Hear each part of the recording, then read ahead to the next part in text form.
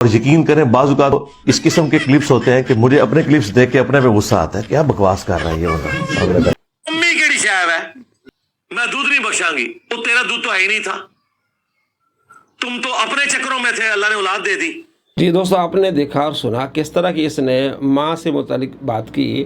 کہتا جناب میں خود حیران ہو جاتا ہوں، میں جب اس کے یہ کلپ جو کاٹتے ہیں بات مکمل ہے، جملہ مکمل ہے، تم نے کیا بات کی، دودھ نہیں بخشوں گی، تم تو مزے کے چکر میں تھے، ٹھیک ہے؟ تو یہ گستاخی ہے کہ نہیں ماں کی؟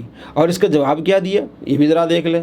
دن ایک مولانا ایک ویڈیو چڑھائی ہوئی کہ انجینئر صاحب کے اندر ماں تے شاہی کوئی نہیں۔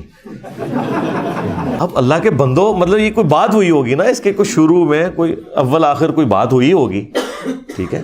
یہ بات تو اللہ کے نبی نے بات کی ہوئی ہے، بخاری مسلم دونوں میں حدیث ہے، تم میں سے کوئی شخص اس وقت تک مومن ہی نہیں ہو سکتا جب تک کہ میں اسے اس کے ماں باپ، اولاد، سب لوگوں سے بڑھ کر عزیز نہ ہو جاؤں۔ اسی کو میں نے ٹرانسلیٹ کیا کہ جہاں کہیں اللہ اور اس کے رسول کی بات آ جائے وہاں ماں باپ تو شاہی کوئی نہیں۔ اس نے جو گفتگو کی کہ دودھ نہیں بخشوں گی، اور اس نے جو اس کا جو ہے وہ جواب دیا، یہ ملتا جلتا ہے؟ ہرگز نہیں۔ کہ نبی صلی اللہ تعالیٰ علیہ وآلہ وسلم کا فرمان سنا کے لوگوں کو دھوکہ دے رہا ہے۔ جناب نبی علیہ السلام فرماتے ہیں کہ وہ مومن نہیں ہو سکتا جو مجھ سے محبت کرے والدین سے اور اولاد سے زیادہ، تو یہاں وہ دودھ والی بات کہاں ہے؟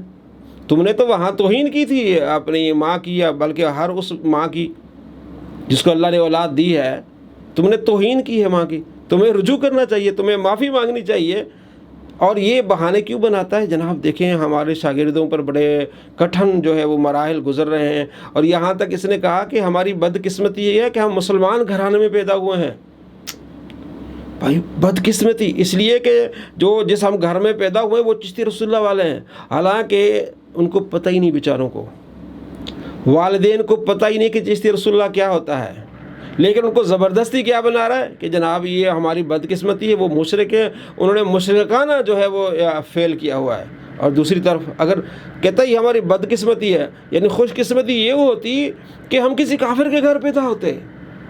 یہ اس کا لیول ہو چکا ہے، اور اتنا بدتمیز کیوں کہ اس نے نبی علیہ السلام کی گستاخی کی ہے سر عام، اللہ تبارک و تعالیٰ کی گستاخی کی ہے، پیشاب تک ملا دیا پیغمبروں کو، نعوذ باللہ من ذالک۔ تو والدہ تو اس کے لیے کچھ بھی نہیں ہے، کہتا ماں تو شے کوئی نہیں ہے۔ یہ ہے بدبخت انسان۔ اور ماں کے بارے میں نبی علیہ السلام کیا فرماتے ہیں؟ اسماء بنت ابی بکر آپ علیہ السلام کے پاس آئیں کہ میری والدہ جو کافرہ ہیں، مشرکہ ہیں، ان کے ساتھ حسن سلوک کروں؟ آپ علیہ السلام فرمایا ہاں ان کے ساتھ حسن سلوک کرو۔ یعنی مشرکہ اگر مشرکہ ماں ہو تو اس کے ساتھ بھی حسن سلوک کرنے کا حکم ہے، نبی علیہ السلام نے دیا ہے۔ اب یہ کہتا جناب میرے شاگردوں کے خلاف ہو گئے میرے والدین، تو ماں کہتی میں تیرا دودھ نہیں بخشوں گی، تو ادھر ہو جا، تو مرزا کا نہ بن، کہتے تیرا دودھ ہی نہیں تھا، تم تو مزے کے چکروں میں تھے۔ یہ اپنے چیلوں کو سکھا رہا ہے کہ تم اس طرح اپنے والدین کو کہو، اس طرح جواب دو اپنے ماں باپ کو۔ تو وہ غور کریں جو اس کے چیلے ہیں کہ تمہیں کیا تعلیم دے رہا ہے کہ ماں تے شے کوئی نہیں ہے، تو اپنے مزے کے چکر میں تھے۔ تو یہ اپنے طالب علموں کو یہ سکھا رہا ہے، حالانکہ ان بیچاروں کو پتہ ہی نہیں ہے کہ چشتی رسول اللہ کیا ہوتا ہے، اشرف رسول اللہ کیا ہوتا ہے، ان کو پتہ ہی نہیں۔ لیکن جان بوجھ نبی علیہ السلام کا فرمان ہے جو کسی کو کافر کہے وہ کافر نہیں ہے، تو کفر کس پہ لوٹ آئے گا؟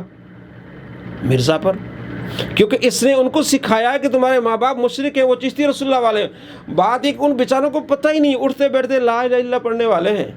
ایک بے سند واقعے کو اٹھا کے ماں کی توہین کرنا، اور اپنے اسٹوڈنٹس کے ان کے والدین کو کافر و مشرک بنا دینا، اور ان کو اوپر چڑھانا۔ جناب تم بہت مشکل حالات میں، صحابہ کے زمانے میں ایسے حالات نہیں تھے جو اب حالات ہیں، چونکہ صحابہ کے جو والدین تھے مشرک تھے، ان کے خلاف اٹھنا بڑا آسان تھا، لیکن اب تمہارے جو والدین ہیں وہ برائے نام کے کلمہ کو مسلمان ہیں، بڑی مشکل ہے۔ کیسی باتیں کر رہا ہے یہ؟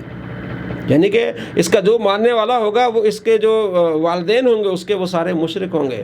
اور ہم نے ویڈیوز دکھائی ہیں کہ اس سے متاثر ہو گئے، اس کے چیلے جا کے گلیوں میں جا کے کہتے ہیں تم چشتی رسول اللہ پڑھو۔ کیا یہ کسی مسلمان کا عقیدہ ہے؟ وہ سارے گلیوں میں جو مانگنے والے، بھیک مانگنے والے لوگ ہیں، وہ بھی کہتے ہیں ہم نے تو نہیں پڑھنا۔ تو معلوم ہوا کہ گلی میں بھیک مانگنے والا شخص اس کا بھی عقیدہ نہیں ہے، تو پڑھے لکھے کو عقیدہ کہاں سے ہوگا؟ ایک بے سند واقعے کو اٹھا کے تم کروڑہ مسلمانوں کو تو مشرک بنا رہے ہو، اور نبی علیہ السلام کے فرمان کے مطابق تم خود کافر ہو رہے ہو۔ تو غور کیجئے کہ یہ شخص آپ کو کافر بنا رہا ہے، کیونکہ آپ کو یہ پکا یہ عقیدہ دے رہا ہے کہ ان کا عقیدہ ہے، حالانکہ ہمارا عقیدہ ہی نہیں ہے. کہتا ہے یہ بریلویوں کو بنیادی عقیدہ ہے، یہ یہاں تک اس نے کہا ہے. تو اتنا ان کو مضبوط کر رہا ہے کہ ان کا بنیادی عقیدہ، جب آپ کہتے ہیں بنیادی عقیدہ ہے تو شاگرد مانیں کہ ہاں بھی یہ تو پکے مشرک ہیں. حالانکہ اس کے شاگردوں نے جا کے انٹرویوز لیے ہیں، کوئی ایک مسلمان بھی نہیں کر رہا، نہ ہی ہمارا یہ عقیدہ ہے. بے سند واقعے کو اٹھا کے تم اس طرح کا بھونچال مچانا، ماں تو شے کوئی نہیں ہے، فلاں تو شے کہ نہیں ہے. اللہ تعالیٰ آپ کو ایسے شریر کے شر سے بچائے.